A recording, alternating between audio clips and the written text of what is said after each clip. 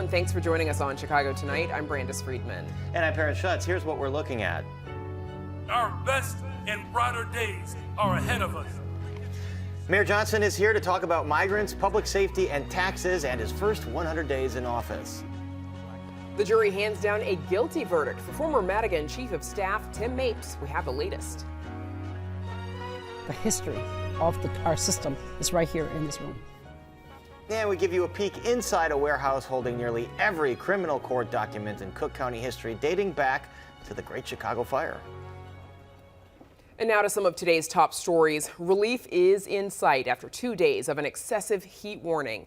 The National Weather Service says the region nearly broke a record for the temperature as well as the heat index. Instead, the temperature at O'Hare reached its first 100-degree mark since July 2012.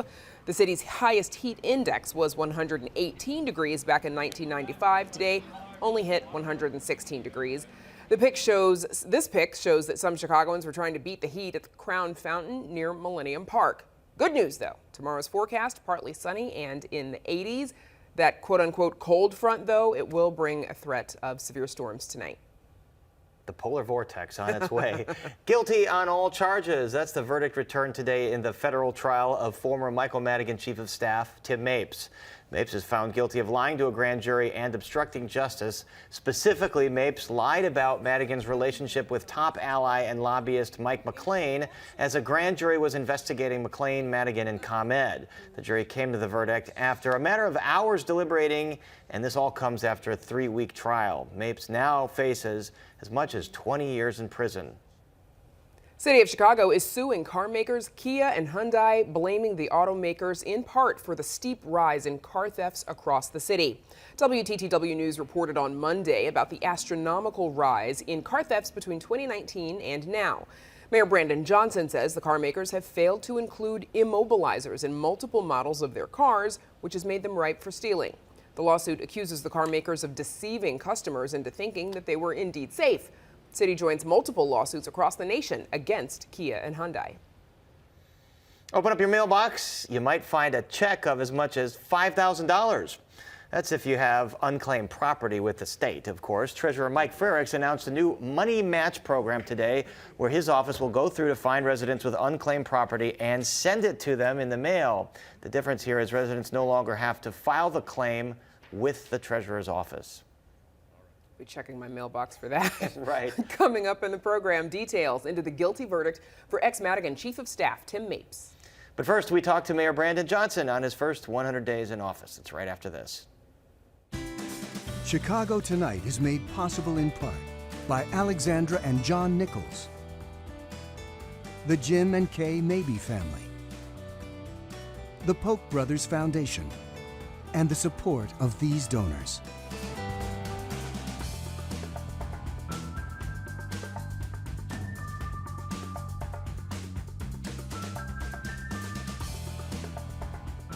This week marks 100 days in City Hall for Chicago Mayor Brandon Johnson.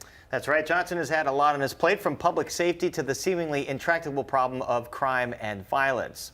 All this while inheriting a humanitarian crisis, finding shelter and resources for thousands of migrants being sent from the southern border. Joining us now to discuss all of this and more is Mayor Brandon Johnson. Mayor, welcome back to Chicago Tonight. Thanks for joining us. Hey, thank you for having me, and good evening. It's truly my honor to be with you all this evening. So what grade, it's been 100 days, what grade would you give your administration in its first 100 days? A through F? Well, as a former public school teacher, I certainly recognize and understand that you have to have a full rubric of how you assess, any work. And what we've been able to do effectively is bring people together. It's what I campaigned on, is what I promised. And that collaborative dynamic that's in the air right now that people are expressing their excitement for is certainly a strong foundation to build a better, stronger, safer Chicago. And what does that look like? We've actually literally brought together entities that have otherwise been separate. So the Chicago Public Schools and the Chicago Teachers Union coming together to build a committee around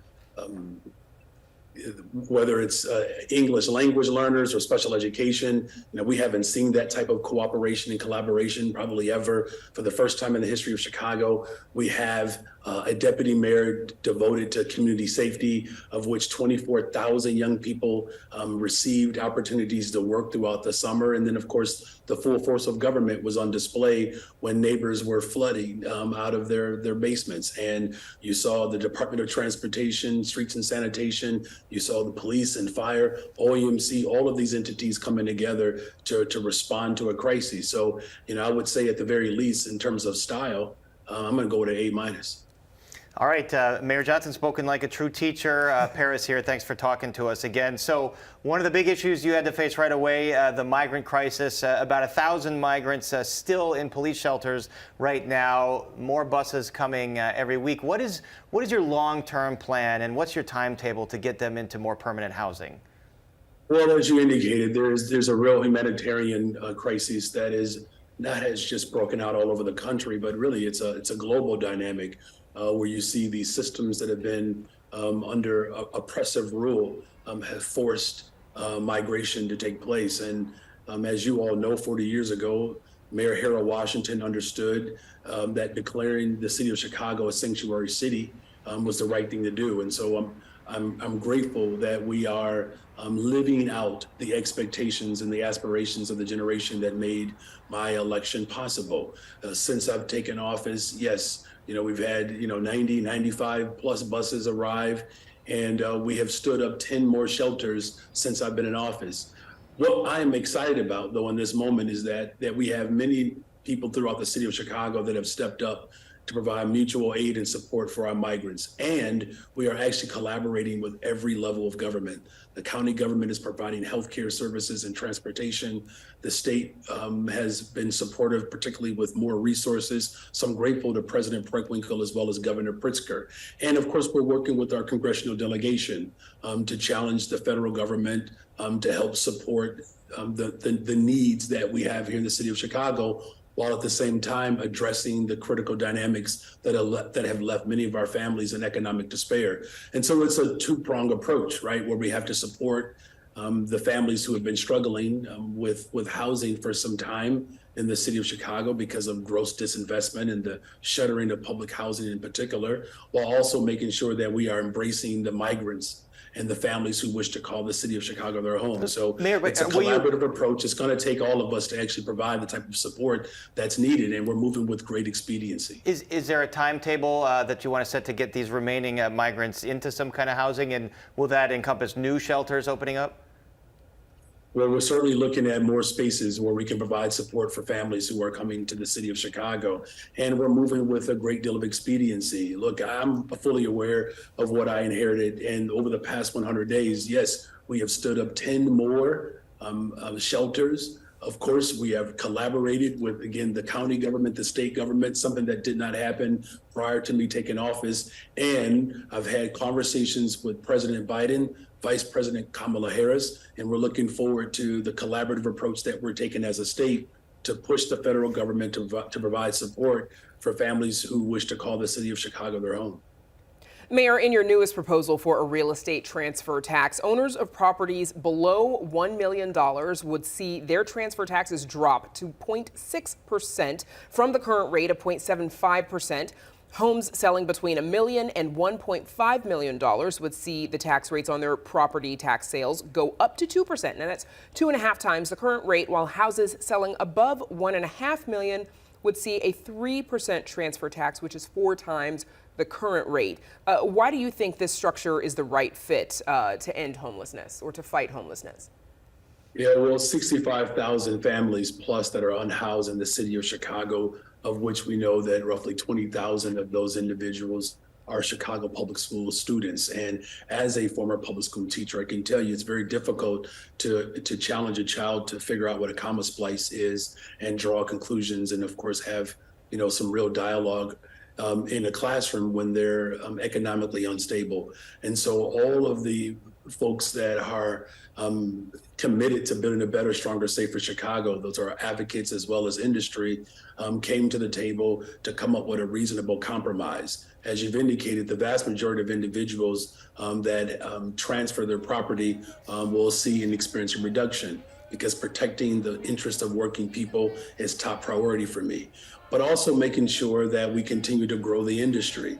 And this progressive response and approach towards how we actually deal with the unhoused in the city of Chicago is the spirit in which people elected me with. And that's to bring people together, to collaborate with everyone who has a stake in making sure that we don't have families who are struggling just to be able to lay their heads down in a space that is comfortable and safe. That the commitment to addressing the unhoused is very much a collective response. And I'm really grateful that so many different advocates and people are part of the city, individuals who represent these various wards, our city council members, have come together to create a pathway to a progressive form of revenue that can address a critical need. That said, Mayor, how do you respond to those, particularly those in the real estate industry, who feel like this could really slow down the market and particularly hurt the commercial real estate market, which is still staggering after the pandemic when so many folks are still working remotely? Well, the real estate market is actually experiencing a level of growth here. Look, let's take Google, for instance, the Thompson Center. This is $1 billion transaction. The developer who's connected to this operation is supportive of this revenue stream. And so I've spoken with people all over the city of Chicago, everyday people who want to see a better, stronger, safer Chicago. Everyone knows the city of Chicago is the greatest city in the world. However, to be the greatest city in the world, we have to make sure that we're doing everything in our power to address the unhoused in the city. And the collaborative approach that I've established as mayor of the city of Chicago, we're doing just that. I made a commitment to the people of Chicago that we are going to address and begin to work towards eliminating homelessness in the city of Chicago. And I'm grateful that so many people have come together to actually respond to that commitment. Mayor, I think we agree that this is the greatest city in the world. On the issue of public safety, you've selected Larry Snelling, a longtime CPD veteran, to be your police superintendent. He's been with CPD for decades as they've struggled to comply with the consent decree. So how did he sell you on his ability to actually reverse that and make some progress in terms of constitutional policing? Well, you speak to his experience, and that's an important part of my decision making. People who have the experience, but people who are also competent, collaborative, and compassionate. And Chief Snelling possesses all of those characteristics. And look, he was born and raised in Inglewood. He's the son of Inglewood. I think it's a remarkable testament to why we are the greatest city in the world. And what I'm most impressed by is his willingness to collaborate, because he also knows that policing alone is not going to build a better, stronger, safer Chicago. It's going to take all of us. He's committed to treatment, not trauma. And that includes providing mental health support for our men and women who are serving on the front lines. And they dedicate themselves every single day to building a better, stronger, safer Chicago.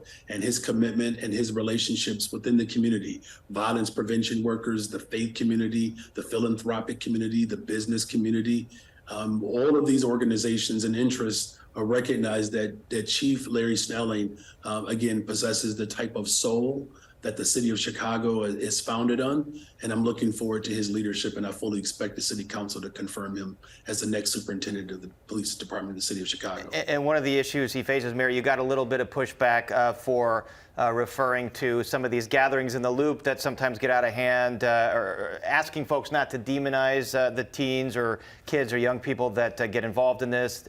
Don't call them, quote unquote, baby Al Capones.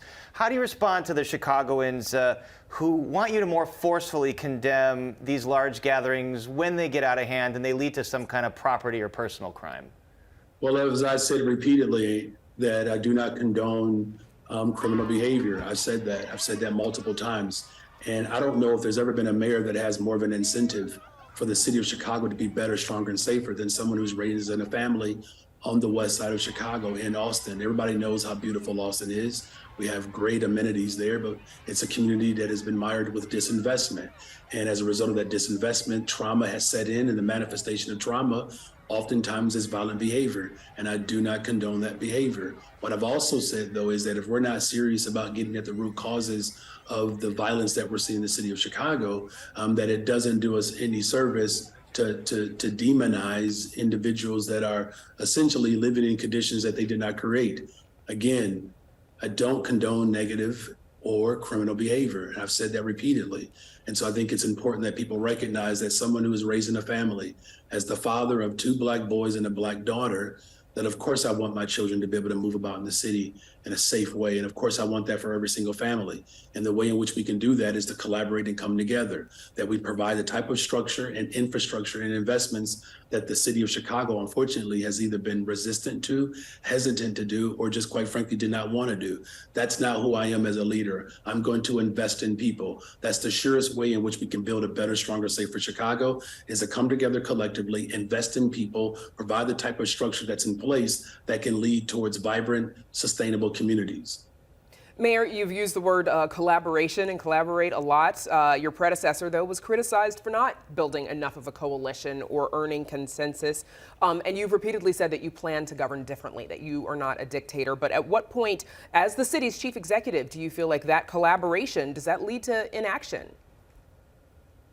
Well, look, as a result of our collaboration, we had corporations invest in creating youth programming in the summer. So from the time that school was dismissed and park districts opened, we had many businesses, corporate leaders provide support to create infrastructure to deal with that gap. Same thing with on the back end, when park district programs ended before school actually started, the corporations came together. The Chicago Public Schools and the Chicago Teachers Union have come together to provide the real type of support that our students need. You saw a collaboration of the Department of Transportation, OEMC, Streets and Sanitation, the philanthropic community, the business community, to provide support for families who suffered loss and devastation because of the flooding. Look, everywhere I've gone throughout the city of Chicago, people are asking me one question. And you know what that question is? What can I or what can we do to help? Look, this dynamic that has existed in the city of Chicago for so long, that has left schools closed, mental health clinics shut down, a transportation system that, quite frankly, has not been reliable and safe. You have systems that have not been built around care. So that the same old tired politics that we have moved away from, that's what the city of Chicago is embracing in this moment. And so, yes, obviously I have to make final decisions. And yes, I get to work collectively to come up with a final decision that works for everyone. And I'm committed to building consensus in order to build a better, stronger, safer Chicago. And I'm confident that the people of Chicago, that's exactly what they voted for. That's what they deserve. And that's what I'm giving them as the mayor of the city of Chicago. All right, Mayor, we do thank you for your time. We appreciate you joining us, and we're going to take you up on your offer to come down to the 5th floor and take a look at the digs over there. Mayor, thanks so much for joining us. Please do that. It's a full HGTV special around here. Come check us out. All right. You got it. And up next, a guilty verdict for former Madigan Chief of Staff Tim Mapes. Matt Masterson joins us to share the details, so stick around.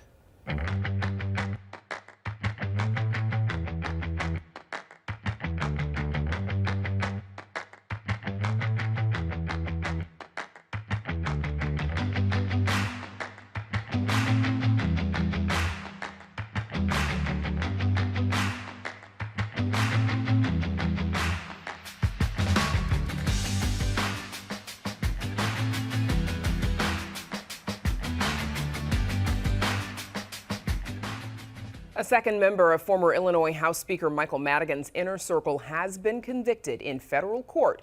Following a nearly 3-week trial, Tim Mapes, Madigan's longtime chief of staff, has been found guilty on 2 charges.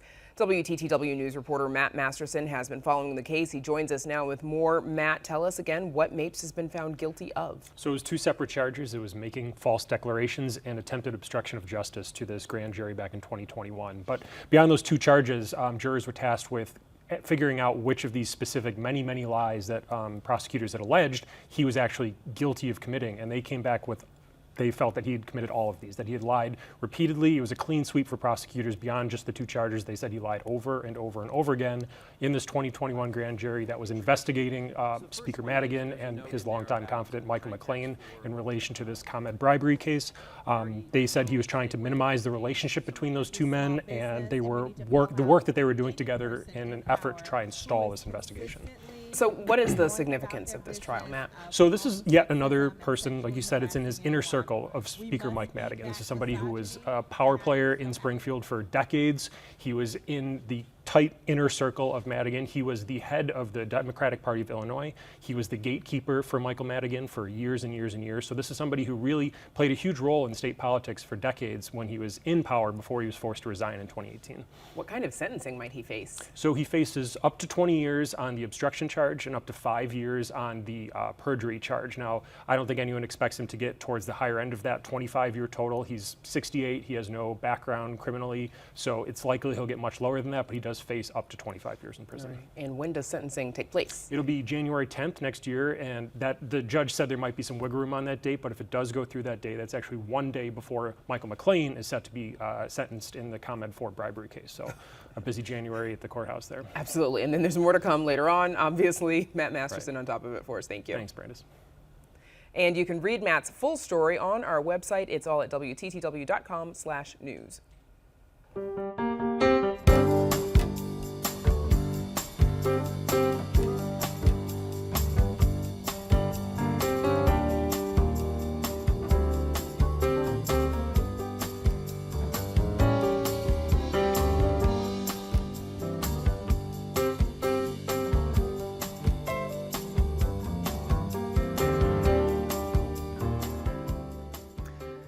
Criminal history in Cook County is long and sordid, from Al Capone to Leopold and Loeb to John Wayne Gacy.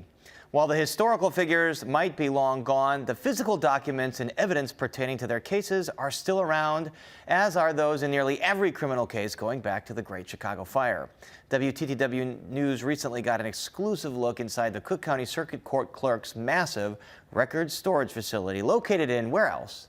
Cicero. This warehouse might not look like much at first glance, but take a peek inside and you're transported to a world of criminals, court cases, and the dark side of Cook County history. Tens of millions of documents and exhibits that tell the stories of nearly every case that's come before a judge since around the Chicago fire. We have, like I said, millions and millions. I couldn't even tell you the number. There's 260,000 square feet of storage, boxes piled dozens high, and all in need of digitizing. Let's not forget the recent history of this office. Under embattled former clerk Dorothy Brown, records would appear tattered or even missing. Digitization was moving at a snail's pace. Current clerk Iris Martinez says the task of scanning tens of millions of pieces of paper to a computer server might yet take a while. We hope in this lifetime we can, to be honest. We're going to have to digitize everything eventually, as time goes. Either way, the office must keep paper backups of everything. Indictments, divorce records, chancery cases. Records are constantly shuttled back and forth from the courts as old documents might be pertinent to new cases. You made it. And it isn't just paper files. In this wing of the building, we found a collection of items used as evidence. TV sets, bicycles. Here's a police car door, evidence in what appears to have been a firearm case. You have this huge bullet hole, so clearly this had to represent some kind of shooting at a cop or something like that. Yep, and again, that's our job, is to make sure that we store every evidence that's sent to our, to our system. And on this shelf, a trap door to a crawl space where notorious serial killer John Wayne Gacy kept his murder victims. Actually went down into that crawl space and actually disposed of the body. I came in here and they go, that's John Wayne Gacy. I said, oh my God. My hair's, I got this goosebumps all over, and I said, oh my God. Venture over to the really old case files. They're handwritten and bound. In this massive book, indictments representing a 100-year-old case considered then to be the crime of the century. The kidnapping and murder of 14-year-old Bobby Franks at the hands of University of Chicago students Leopold and Loeb. Take a trip further into history, and another notable Chicagoan's troubling ordeal emerges. Here we have a copy of the Cook County lunatic record from the years 1871 to 1875. Open up to page 596 and you find the case of a Chicago resident named Mary Lincoln, aka Mary Todd Lincoln, ordered legally insane at the behest of her son Robert Lincoln and committed to what we would now call a mental health institution. One might imagine historians like Doris Kearns Goodwin salivating at the living history preserved in just one book, one of a treasure trove of historical documents living in a warehouse in Cicero, Illinois, once home to perhaps the county's most notorious criminal ever. And the clerk's office says they opened the warehouse around 2012 to consolidate records that had been held at multiple facilities throughout Cook County. And that's our show for this Thursday night. Don't forget to stay connected with us by signing up for our daily briefing. And you can get Chicago Tonight streamed on Facebook, YouTube, and our website, WTTW.com/news. You can also get the show via podcast and the PBS video app. And join us tomorrow night at 5:30 for Chicago Tonight Latino Voices, 7 o'clock for the Weekend Review, and then 10 for Chicago Tonight Black Voices. And now for all of us here at Chicago Tonight, I'm Paris Schutz. And I'm Brandis Friedman. Thank you for watching. Stay healthy and safe, and have a good night.